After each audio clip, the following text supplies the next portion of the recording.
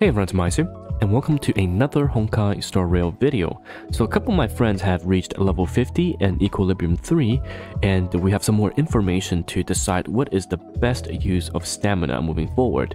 Now, a couple of things have changed, so please pay attention. I did make a pre-level 40 and post-level 40, but now with the information coming for level 50s, we can better plan our resources. And of course, I'll have a special message for the free-to-play players as well, just because they're gonna have a slightly different pathing.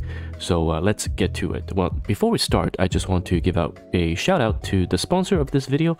It's Snowbreak Containment Zone. They're having their closed beta soon, and you can sign up with their Google form, which I'll link down in the description. It's kind of like a Divisions anime game where you control the characters, you have the guns, and here is the sign-up sheet, and of course you can sign up to join the closed beta coming right up. Okay, so with level 50, as you can see, for the relic farming, you can have a chance to drop 2 relics, okay, 2 5-star relics. However, this isn't 100%, whereas post level 60, you'll get 2 for sure. So the jury's still out on whether or not it is efficient to start farming relics at 50, but because it's not guaranteed, I'll show you what we currently think is the best use of stamina, starting from basically pre-level 30 to post-level 60. And yeah, also at the simulated universe, the World 5 and World 6, once you go into difficulty 2, there's also a chance of getting 2 of these relics as well, so keep that in mind. Now, let's talk about the pre-level 30. So if we look at the pre-level 30 users, I think most of us are already past that stage. I would say it's a-okay to basically spend your stamina on anything besides relic farming. Okay, the reason is because pre-level 30, the stamina use does not matter that much. You're gonna be progressing through story a lot, and honestly, what you get is what you get, as long as you're not farming the gears, because you get a lot of free gears throughout the story, so you don't have to worry about using the golden gears. You can just use these purple gears and either +6 or +9 it, depending on what you need and if the substats or the main stats are correct. So pre-level 30, don't worry too much. Starting at level 30 to level 40, this is where things get very interesting. So level 30 to level 40, there will be a point where you can start farming worlds in the simulated universe for a chance to get the 5-star relic drops. So starting, I believe, world 4, let me check. It's either world 5, world 4, difficulty 1 might not have it. Yeah, so it's moving into world 5, and you can do that in between your level 30 and your level 40 level range. You can start getting these 5-star relics, which are really good for you to start farming, because this is the earliest instance of 5-star gear that you'll start getting. So you can do that, and also you can spend your stamina on traces. Now, if you guys didn't know, traces, okay, if you're free to play player but you've got extra time to spend, there is a daily farming route that you can keep doing every single day, and this gives you a massive amount of traces materials. And by the time you get to your, let's say, level 40 and whatnot, you already have a significant amount of traces. So if you open your inventory in game and you go to your trace mats, you can see that for a lot of the players that have been doing this, they would have upwards to like 1,000 or 2,000. So between level 30 to level 40, farm your simulator universe, the 5-stars gears if you can, and then do traces for lower value, but most of your trace income, if you have the time, do the daily farming route and do the simulated universe, because you can keep doing it and the leads will drop these mats. Okay, for the free-to-play players, you need to think about of course experience, because if you look at the battle pass, it offers a ton of EXP, but if you are not a paid player, you haven't bought the battle pass, okay, you're gonna miss out quite a bit of EXP for the light cones and for the characters.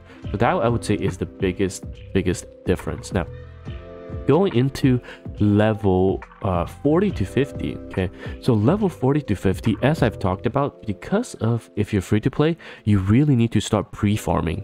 Okay, you really need to start pre-farming, prepare for the level 50, account level 50, which allows your characters to go to level 60. Because look how much EXP you need for just one character. EXP and credit is going to be very expensive.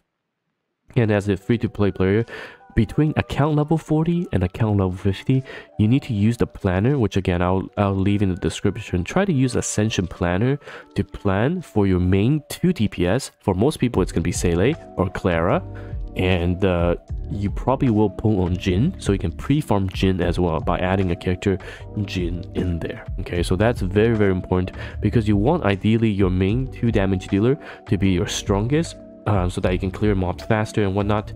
And a lot of things are a damage check. The faster you clear, the less pressure it is for the rest of your team. So level 40 to 50, free-to-play players, make sure you use the planner to secure your 1 or 2 damage dealer on your main team.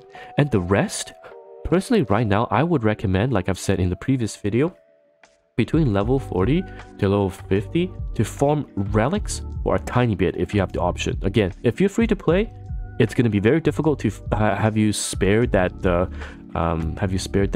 stamina. But for battle pass players, do a few farming routes. Okay, do a few Caverns of Corrosion for the relics, especially if you can get main stat. It's okay if you're broken set. It's honestly fine. As long as you get the correct main stat for your gear relic, you should farm a set for your main damage dealer, for your healer, for your tanks, and just move on. And then make sure that you have the planner ready and have that 1 to 2 units built up for the next level. Because once you jump into level 50, okay, what is going to change is this. I'll show you. What is going to change is this.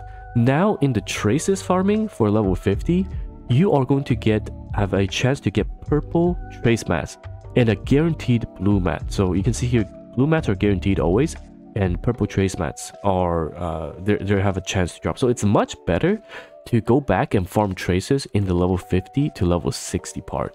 And for most of the free-to-play players, when you're in the level 50 and the 60 range, you are going to be farming traces and EXP to secure your core team's guaranteed stats. And that's why in the previous videos, and of course in this video, I suggest people to farm relics, right? The inner 2 pieces from the simulated universe between level 30 to 40 if you can, because the world 5 and 6 starts dropping them. And then in the level 40 to 50 account level part, farm relics with the correct main stat, so that between the 50 and 60 long grind, you will have some golden pieces coming from the weeklies, from the bosses, Echo's War, whatnot. But you should really be focusing on getting your core team ready so that you get those guaranteed traces and guaranteed stats. This is extremely important, right? Especially for free-to-play players, because you'll be so capped by stamina and traces and EXP, mainly EXP and credits. So what you want to do is not having to think about touching relics that much between the 50 to 60. And then post 60, you go back to the relics, because you're guaranteed double gold drops. So then you go back to the relics and farm for the correct substats now, because remember, in your 40s to 50s, you're farming for, as long as the main stat is correct, for example, a speed boot, a crit rate chest, or crit damage chest, as long as these are correct, you don't really care much about the substat, because you plus 15 in, and it'll be good for you from basically the 40 to 60 bracket. And then 60 onwards, you go back to the relic farming, because you've done your traces, you've done your EXP cores, and you honestly should not be bringing everyone to level 80 just because the cost is so insanely high. You probably only bring your 2 major DPS first to level 80, and then in the level 60 part, just go slowly and farm the double relics, because it's guaranteed now double drop. Alright, so anyhow, that is all I have to say on the post level 50 plan as people reach level 50 and also reach the high equilibrium. So let me know your thoughts on this video, and thanks again for watching, and I'll see you guys in the next one. Goodbye now.